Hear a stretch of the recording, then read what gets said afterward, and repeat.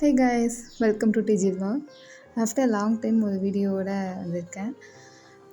ரொம்ப நாளைக்கு அப்புறம் ஒரு வீடியோ நினைக்கிறேன் இது. ஆக்சுவலாக இந்த வீடியோ ரொம்ப நாளைக்கு முன்னாடியே ஷூட் பண்ணுது. சொல்லப்போனால் ஒரு 6 months பிஃபோராக எடுத்தது தான் இந்த வீடியோ. சுச்சுவேஷன் காரணத்தினால அந்த வீடியோ அப்லோட் பண்ண முடியாமல் இருந்துச்சு. இனிமேல் ட்ரை பண்ணுற ரெகுலராக போட. ஆக்சுவலாக இது வந்து என்னோடய ஃபர்ஸ்ட் அனிவர்சரி vlog தான். ஃபர்ஸ்ட் அனிவர்சரியில் என்னென்ன பண்ணோம், என்ன குக் பண்ணோம், எப்படியெல்லாம் போணுச்சு அப்படிங்கிறத அவங்கள்ட்ட இன்றைக்கி நான் ஷேர் பண்ணிக்க போகிறேன். பிரியாணி பண்ணலாம் அப்படின்னு முடிவு பண்ணி வீட்டிலையே செஞ்சோம். அதுக்காக சிக்கன் பிரியாணி பண்ணலான்ட்டு அது ரைத்தாக்கு ஃபஸ்ட்டே நான் ஆனியன்லாம் கட் பண்ணி காமிச்சேன். இது வந்து சிக்கன் ஃப்ரை பண்ணுறதுக்காண்டி chilli powder, ginger garlic paste, அப்புறம் சால்ட்டு, டர்மரிக் பவுடர் எல்லாம் போட்டு லெமன் கொஞ்சம் எல்லாம் போட்டு ஃபுல்லும் அதை அப்படியே கொஞ்சம் நேரம் வச்சாச்சு பெரட்டி. அதுக்கப்புறம் பிரியாணிக்காக தக்காளி, வெங்காயம், பச்சை மிளகாய், லெமன் எல்லாமே எடுத்து வச்சு ஆக்சுவலாக நாங்கள் வந்து இது வீட்டுக்கு கிச்சனில் குக் பண்ணலை. கொஞ்சம் ஃபுட்டு நிறையா இருக்குது அப்படிங்கிறனால கொஞ்சம் வெளியே வச்சு தான் குக் பண்ணோம். அதுக்காக தனியாக அடுப்புலாம் எடுத்து காலையிலே நாங்கள் ப்ரிப்பரேஷனுக்கு ரெடி ஆகிட்டோம். எல்லா ஜாமானும் பிரியாணிக்காக எல்லா ஜாமானும் எடுத்து வச்சு எல்லாத்தையும் ஏன்னா உள்ளே போயிட்டு வரணுங்கிறதுக்காண்டி எல்லா ஜாமானும் எடுத்து கொண்டு வந்து வெளியே வச்சாச்சு. ஆக்சுவலாக குக் பண்ணது வந்து என்னோடய சிஸ்டர்-இன்-லா. அவங்க தான் வந்து பிரியாணி குக் பண்ணாங்க. இது வந்து ஜபார் பாய் பிரியாணி மாதிரி ட்ரை பண்ணலாம் அப்படின்னு சொல்லிட்டு அதே மாதிரி தான் ட்ரை பண்ணோம். சீரியஸ்லி டேஸ்ட் அவ்வளோ மோசமாக வந்துருந்துச்சு. நீங்களும் கண்டிப்பாக ட்ரை பண்ணி பாருங்கள். எவ்வளோ சமைக்க தெரியாதவங்களும் கூட ஈஸியாக குக் பண்ணிடலாம்ல ஜபார் பாய் பிரியாணி பார்த்து. ஆக்சுவலாக எனக்கு குக் பண்ணவே வராது. நானே ஜபார் பாய் பிரியாணி பார்த்து ஓரளவு ஓகேவாக தான் குக் பண்ணேன். நீங்களும் ஒரு நாள் ட்ரை பண்ணி பாருங்கள். ஆக்சுவலாக இந்த பிரியாணி செய்வது ரொம்ப ஈஸி. ஏன்னா எண்ணெயில் ஆனியன் ஃபுல்லும் போட்டு அதை கொஞ்சம் கோல்டன் ப்ரௌன் ஆனோடனே அந்த எண்ணெயிலே வந்து சில்லி பவுட்ரு ஆட் பண்ணிடணும். அதுதான் ஆக்சுவலாக மேக்ஸிமமான மசாலான்னு நினைக்கிறேன். அப்புறம் ஜிஞ்சர் கார்லிக் பேஸ்ட்டு, வேறு எந்த மசாலாவும் அவ்வளோ கொடுக்க மாட்டோம். ஆனால் அவ்வளோ டேஸ்ட்டாக வரும் அந்த பிரியாணி. ஈஸியாக குக் பண்ண தெரியாதவங்க கூட ஈஸியாக குக் பண்ணிடலாம். ஆனால் நாங்கள் வந்து இதில் என் சிஸ்டர்-இன்-லா வந்து அப்படியே செய்யலை, ஜபார் பாய் பிரியாணி மாதிரி அப்படியே செய்யலை. ஏன்னா எப்படி டேஸ்ட் வரும்னு தெரியல, எப்படி மசாலாவே இல்லாமல் அப்படிங்கிற மாதிரி கொஞ்சம் யோசிச்சு கொஞ்சம் அங்கே எல்லா மசாலாவுமே ஆட் பண்ணாங்க. ஆனால் எதுவுமே இல்லாமல் ஜபார் பாய் சேனலில் பார்த்து அப்படியே பண்ணால் ரொம்ப பர்ஃபெக்டாக அதே மாதிரியே வரும். அதில் டேஸ்ட்டும் ரொம்ப நல்லாயிருக்கும். இந்த வீடியோ பார்க்குறப்ப தான் தெரியுது எவ்வளோ நடந்திருக்கு அன்னைக்கு அப்படின்னு.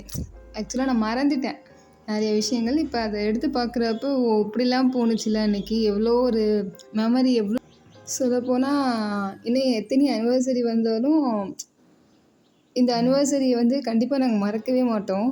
ஏன்னா அந்தளவுக்கு ஒரு ஃபஸ்ட் அனிவர்சரி வந்து மெமரபுளாக க்ரியேட் ஆகிடுச்சு. பிரியாணியை பொறுத்த வரைக்கும் தக்காளி வந்து 2 பார்ட்டிஷனாக நாங்கள் பிரிச்சாச்சு. ஒன்றை வந்து அப்படியே கட் பண்ணி போட்டுட்டாங்க. இன்னொரு பாதியை வந்து அப்படியே போடாமல் மிக்சியில் ஒரு கிரைண்ட் பண்ணி போட்டாங்க. ஏன்னா அந்த டேஸ்ட் வந்து நல்லா அந்த ரைஸில் இறங்கும். ஏன்னா அவ்வளோ மசாலா கொடுக்கல. ஸோ அதுக்காக. அப்புறம் மல்லி, புதினா, பச்சை மிளகாய், தயிர் இது எல்லாத்தையுமே ஆட் பண்ணி அந்த எண்ணெயிலேருந்து அந்த மசாலா எல்லாம் தனியாக பிரிஞ்சு வரணும். ஸோ அந்தளவுக்கு அது சிம்மிலே வச்சு குக் பண்ணாங்க. உங்களுக்கே பார்த்தா தெரியுதுல்ல எப்படி எண்ணெய் தனியாக அந்த மசாலா தனியாக பிரிஞ்சு இருக்குது. ஆக்சுவலாக எந்த ஒரு கலருமே கொடுக்கல. இப்போது ரெட் கலரோ வேறு எந்த ஒரு கலருமே அந்த ஃபுட்டுக்கு கொடுக்கல. ஜஸ்ட்டு அந்த சில்லி பவுட்ரை வந்து டைரெக்டாக ஆயில் அப்படியே போட்டது தான். அவ்வளோ ஒரு அழகான கலர் நேச்சுரலாகவே வந்துருச்சு. கலர் சேர்க்காமல் சமைக்கிறது கூட உடம்புக்கு ரொம்ப நல்லது.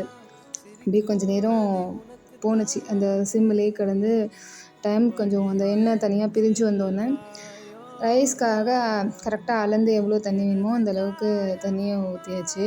அந்த தண்ணி என்ன கொதித்து வரப்போ என்ன செய்யணும்னா, நம்ம பிரியாணிக்காக ரைஸில் போடுறதுக்கு சிக்கன் பீஸ் எடுத்து வச்சுருப்போம்ல, அதை அந்த டைமில் அந்த கொதிக்கிற தண்ணியில் போட்டாச்சு. அது ஆஃபாக குக் ஆகிருக்கப்போ என்ன செய்யணும்னா, ரைஸ் நம்ம ஆஃபாக குக் பண்ணி வச்சிடணும். அதுக்காக நாங்கள் ரைஸை வந்து அதை இறக்கி வச்சுட்டு ரைஸை போட்டோம். ரைஸ் அப்படியே அதாவது பாதியாக வெந்திருக்கும்ல, அந்த டைமிங்கில் என்ன செய்யணும்னா அந்த ரைஸை எடுத்து வந்து நம்ம ப்ரிப்பேர் பண்ணி வச்சுருந்த மசாலாவில் சேர்த்துடணும். சேர்த்துட்டு அந்த மசாலாவோட ரைஸ் வந்து கரெக்டாக முழுகி இருக்கணும். அதாவது தண்ணி மேலேயும் நிற்கக்கூடாது, ரொம்ப கீழேயும் அந்த மசாலா வந்து கீழேயும் இறங்கி இருக்கக்கூடாது. ஸோ அந்த ரைஸை நம்ம குக் பண்ணியிருப்போம்ல, ஆஃபாக குக் பண்ண அந்த தண்ணி வடித்த தண்ணியை வந்து வேஸ்ட்டாக கீழே விட்டுறக்கூடாது. அந்த தண்ணியை நம்ம கொஞ்சம் சேவ் பண்ணி வச்சுக்கணும்.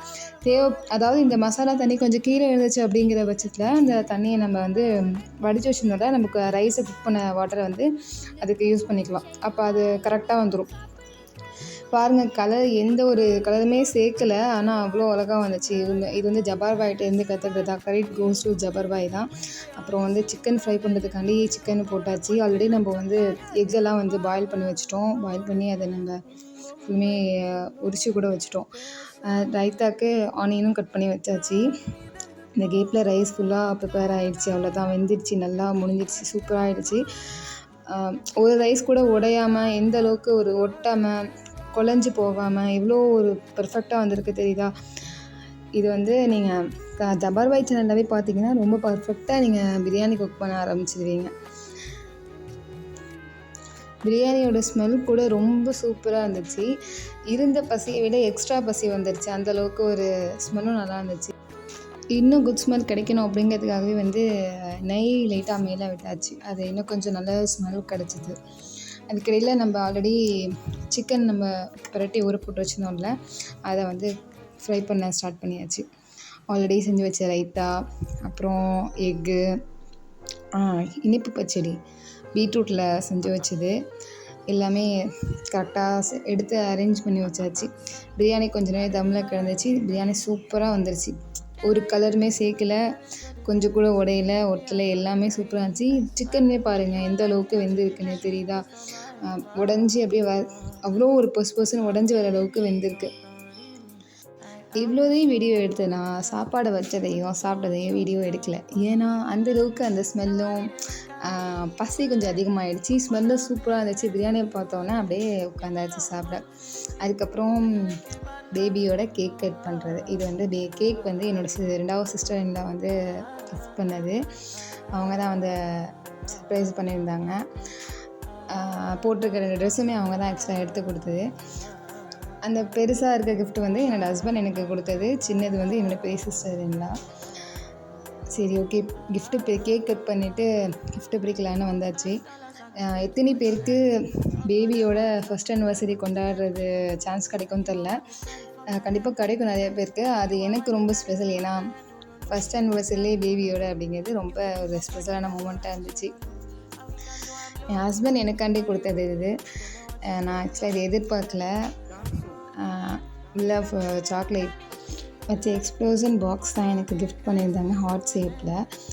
சூப்பராக இருந்துச்சு. ஃபுல்லுமே சாக்லேட். பேசிக்காக நான் ஒரு சாக்லேட் லவர். ஸோ சாக்லேட் வச்சு அதுக்கப்புறம் ஃபோட்டோஸ்லாம் மெர்ஜ் பண்ணி இருந்துச்சு. அதில் ரொம்ப நல்லா இருந்துச்சு. அதோட என்னோடய சிஸ்டர் இன் லா கொடுத்த கிஃப்ட்டை ஓப்பன் பண்ணி பார்த்தேன். அதுவுமே ரொம்ப சூப்பராக இருந்துச்சு. ஒரு மக்கில் வந்து 2 பேரோட பிக்சர் ஒரு லைட்டாக போட்டு அதுக்கப்புறம் இந்த அனிவர்சரி டேட் வந்து மென்ஷன் பண்ணியிருக்க மாதிரி இருந்தது. ரொம்ப நல்லா இருந்துச்சு பார்க்க. 2 பேரோட பிக்சர் அதில் லைட்டாக தெரிஞ்சிச்சு. அது இன்னுமே சூப்பராக இருந்துச்சு. ஒரு பக்கம் நல்லா ஹெவியாகவே தெரிஞ்சிச்சு. இன்னொரு பக்கம் அந்த டேட் உள்ள பக்கம் மட்டும் ரொம்ப லைட்டாக தெரிஞ்சிச்சு. அதோட கிளம்பி எல்லாத்தையும் முடிச்சுட்டு எங்கள் வீட்டுக்கு போனோம். எங்கள் வீட்டில் அம்மா வந்து பிளாக் ஃபாரஸ்ட் கேக்கை வாங்கி வச்சுருந்தாங்க. அதை கட் பண்ணி முடிச்சுட்டு நாங்கள் சரி ஓகே கிளம்பாக்க போகலாம் அப்படின்னு சொல்லிட்டு மன்னார்குடி கிளம்புனோம். கூத்தானூர்லேருந்து. இனிமேல் தான் ஒரு பெரிய இது ஸ்டார்ட் ஆகுச்சு. அங்கே நல்லா தான் கிளம்பி போனோம். போய் பெட்ரோல் போடலான்னு பெட்ரோல் பங்கில் நிப்பாட்டினப்ப இந்த நாய் என்னை விட்டுட்டு அவங்க உள்ளே போய் பெட்ரோல் போட போனாங்க. என்ன தான் நினச்சிச்சின்னு தெரியல, யாருமே இல்லாமல் தனியாக நின்று என்னை பார்த்து அவ்வளோ ஒரு குலைச்சிச்சு. அதுக்கப்புறம் ஃப்ரெண்டு வீட்டுக்கு போய் ஃப்ரெண்டை பார்த்துட்டு அவள் வீட்டிலே நான் ஒரு கிஃப்ட்டு சர்ப்ரைஸ் பண்ணலாம் அப்படின்னு சொல்லிட்டு வச்சுருந்தேன் ஹஸ்பண்ட்க்கு. ஆனால் அது இவள் வீடுன்னு நாங்கள் பிளான்லே இல்லை. யதார்த்தமாக வீட்டுக்கு போய் அவள்கிட்ட பெர்மிஷன் வாங்கிட்டு அவங்க விட்டு டெரஸில் பிளான் பண்ண மாதிரி வச்சோம். ரெமோ மாதிரி ட்ரை பண்ணலாம் அப்படின்னு சொல்லிட்டு ரிங்கு போட்டு ரெமோ மாதிரி அந்த வெடிலாம் வெடித்து ரிங் போட்டது தான் நான் பண்ண கிஃப்ட்டு. அதை முடிச்சுட்டு இதெல்லாம் நல்லா தான் போணுச்சு. அதை முடிச்சுட்டு நாங்கள் ரிட்டன் வீட்டுக்கு கிளம்புனப்ப நாங்கள் ஆக்சுவலாக வீட்டில் எங்கள் காரை விட்டுட்டு ஐகானை வந்து அம்மாட்ட கூத்தானூர்லேயே விட்டுட்டு நாங்கள் மன்னார்குடி போயிருந்தோம். மன்னார்குடியில் என்னென்னா பைக்கில் போகலான்னு சொல்லிட்டு பைக்கில் போயிருந்தோம். பைக் கரெக்டாக ஒரு 9 சம்திங் 9 இருக்கும், 9:30 அந்த மாதிரி இருக்கும். யாருமே இல்லாத ஏரியா, சுற்றி ஒரு இருட்டாக தான் இருக்குது. அந்த ஏரியாவில் பைக் பஞ்சர் ஆகி நின்றுச்சு. யாருக்கு ஃபோன் பண்ணாலும் கடை பூட்டிட்டாங்க அப்படிங்கிற மாதிரி இன்ஃபர்மேஷன் வந்துச்சு. அவ்வளோ ஒரு பயத்தில் தான் நின்றேன். அதுக்கப்புறம் தம்பி வந்து ஆளை அழைச்சிட்டு வந்து அதுக்கப்புறம் நாங்கள் ஸ்டெப்னி மாற்றிட்டு அதோட கிளம்பி வீட்டுக்கு போனோம். ஆனால் அவ்வளோ ஒரு பயமாக, எப்படி சொல்கிறது, பயத்தோட உச்சக்கட்டத்திலே இருந்தேன்னா அதோட தான் கிளம்பி வீட்டுக்கு போயிட்டு வீட்டில் அதுக்கப்புறம் போய் சாப்பிட்டுட்டு அதுக்கப்புறம் ஐகான் தூக்கிட்டு நாங்கள் அந்தீஸ்வரம் வந்து சேர்ந்தோம். இந்த மாதிரி தான் என்னோடய டே அன்றைக்கி போணுச்சு. மறக்கவே முடியாத ஒரு எக்ஸ்பீரியன்ஸு. இப்போ நினச்சி பார்த்தா ஒரே எவ்வளோ ஒரு இதாக போயிருக்கு, ஃபன்னாக போயிருக்குன்னு தோணுது. ஆனால் ஆக்சுவலாக அப்போ என்னோடய மென்டாலிட்டி எப்படி இருந்துச்சுன்னா, அவ்வளோ இருட்டு, சுற்றி யாராவது ஹெல்ப் பண்ண வந்தாங்க, அவங்கள்ட்ட கூட எனக்கு ஐயோ எப்படி கொலை பண்ணிடுவாங்க அந்த ரேஞ்சுக்கு நான் யோசிச்சுட்டு இருந்தேன். அதெல்லாம் மறக்கவே முடியாத ஒரு மெமரிஸாக இப்போ என்கிட்ட இருக்குது. உங்ககிட்ட ஷேர் பண்ணிக்கிட்டதில் எனக்கு ரொம்ப சந்தோஷம். ஆக்சுவலாக என் ஃப்ரெண்டு நான் ஆல்ரெடி பார்த்து எல்லாம் பேசி மீட் பண்ணி முடிச்சிட்டேன். ஆனால் அதுக்கப்புறமும் நாங்கள் மறுபடியும் புதுசாக பார்க்குற மாதிரியே வீடியோ எடுத்து வச்சோம். அவள் எப்படி புதுசாக பார்க்குற மாதிரி ரியாக்ஷன் கொடுக்குறேன்னு நீங்களும் பாருங்கள். இந்த மாதிரியான ஃப்ரெண்ட்லாம் உங்களுக்கும் இருக்காங்களான்னு கமெண்ட்டில் சொல்லுங்கள். எனக்காகவே ஆக்ட் பண்ண என் ஃப்ரெண்டுக்காக ஒரு சப்ஸ்கிரைப் பண்ணிவிட்டு லைக் பண்ணிவிட்டு போங்க. இந்த மாதிரியான வீடியோ கண்டினியூஸாக உங்களுக்கு வரணுன்னா லைக் பண்ணுங்கள், ஷேர் பண்ணுங்கள், சப்ஸ்கிரைப் பண்ணுங்கள்.